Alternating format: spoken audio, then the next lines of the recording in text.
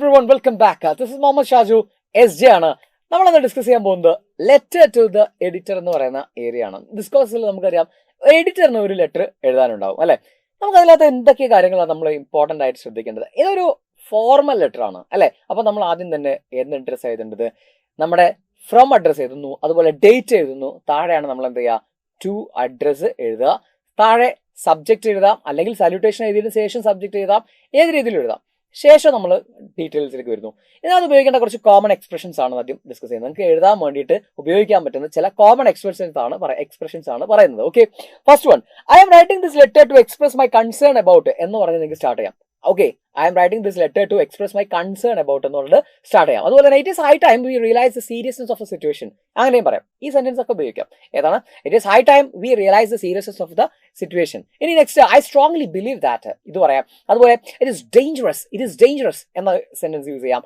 It is the need of the hour, it is the need of the hour എന്ന് means ഇത് വളരെ പ്രധാനപ്പെട്ട ഒരു കാര്യമാണ് ഈ സമയത്ത്. Okay, next, stern steps should be taken to address the issue.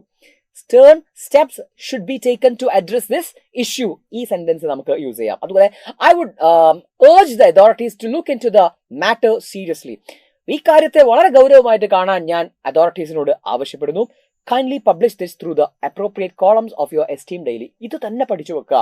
ഈ ഫസ്റ്റത്തെയും ലാസ്റ്റ് സെന്റൻസ് എങ്കിലും നിർബന്ധമായിട്ടും പഠിച്ചു വെക്കുക. കാരണം ഇത് നിർബന്ധമായിട്ടും നമ്മുടെ എഡിറ്ററിനുള്ള ലെറ്ററിൽ ഉണ്ടാവണം. ബാക്കിയുള്ള എക്സ്പ്രഷൻസിലേക്ക് നിങ്ങൾ ചോദ്യത്തിലെ ബാക്കി അങ്ങോട്ടേക്ക് എന്ത് ചെയ്താൽ മതി, ആഡ് ചെയ്ത് വിട്ടാൽ മതി.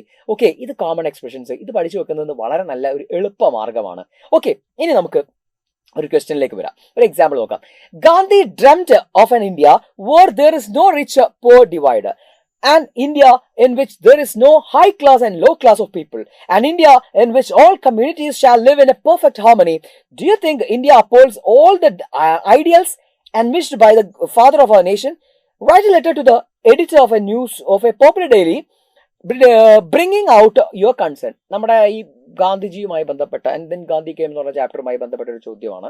ഓക്കെ, അപ്പൊ ഇതിൽ എഡിറ്റർ തന്നെയാണ് കത്തയക്കാനുള്ളത്. ആദ്യം ഫ്രം അഡ്രസ് എഴുതുന്നു, ഡേറ്റ് എഴുതുന്നു, ടു എഴുതുമ്പോൾ ദ എഡിറ്റർ എന്ന് എഴുതാൻ മറക്കരുത്. ദ എഡിറ്റർ, ദ ഹിന്ദു എന്നോ ടൈംസ് ഓഫ് ഇന്ത്യ എന്നോ താഴെ നമ്മൾ എന്താണ് സർ എന്ന് എഴുതി. ശേഷമാണ് ഞാൻ സബ്ജക്ട് എഴുതിയിട്ടുള്ളത്. മേലെ എഴുതാം, താഴെ എഴുതാം, കുഴപ്പമൊന്നുമില്ല. ഓക്കെ, സബ്ജക്ട് എഴുതി request to uphold the Gandhian ideals regarding എന്ന് പറയുന്ന ഒരു സബ്ജക്റ്റ് ആണ് നമ്മുടെ ക്വസ്റ്റ്യനിലുണ്ടായ സബ്ജക്ട് അല്ലെ. ഗാന്ധിജിയുടെ എന്താ പറയാ പ്രിൻസിപ്പിൾസ് ഒക്കെ ഇന്ന് നമ്മൾ അപ്ഹോൾഡ് ചെയ്യുന്നുണ്ടോ എന്നൊരു പരിശോധന, ഇതാണ് ടോപ്പിക്. ആ സബ്ജക്ട് എഴുതി ശേഷം I am writing this letter to express my concern about, കണ്ടോ തുടക്കം കണ്ടില്ലേ, ആ സെന്റൻസ് തന്നെ നമുക്ക് എഴുതാം. I am writing this letter to express my concern about the increasing gap between the rich and poor in India these days. Okay, India as well as we all know is a democratic country that is secular in nature. Recent studies reveal that the gap between the rich and poor is on the increase, and the number of people below poverty line is also increasing. It is high time we realize the seriousness of the situation. I strongly believe that the authorities concerned should bring suitable policies to uplift the poor. The poor should be given free education and job opportunities. Free medical and health insurances should be provided to the BPL families.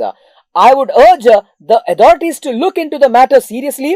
Kindly publish this through the appropriate columns of your esteem daily. അതും last ഞാൻ പറഞ്ഞു പഠിച്ചു വെക്കാൻ, അതും അങ്ങനെ തന്നെ എഴുതാം. ഏത് ലെറ്റർ ആണെങ്കിലും അങ്ങനെ എഴുതാം.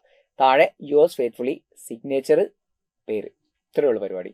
ഓക്കെ, ബോക്സിലാക്കാണെങ്കിൽ ആക്കാതിരിക്കാം, ഒന്നും വിഷയമല്ല. അപ്പൊ നമുക്ക് ഗാന്ധിയുടെ ഈ ചാപ്റ്ററുമായി ബന്ധപ്പെട്ട് ഒന്നും നമ്മൾ കാര്യമൊന്നുമില്ല, ജനറൽ ആയിട്ടുള്ള കാര്യങ്ങളാണ് പറഞ്ഞത്. അപ്പൊ ഇങ്ങനെ കുറച്ച് ജനറൽ ആയിട്ടുള്ള ഐഡിയാസ് ഉണ്ടാക്കി വെക്കുക, ഈ ഫോമാറ്റ് പഠിച്ചു വെക്കുക, കോമൺ എക്സ്പ്രഷൻസ് മറക്കാതിരിക്കുക. ഓക്കെ, അപ്പൊ ആ മാർക്ക് നമ്മുടെ കയ്യിലുണ്ടാവും. Okay, thank you.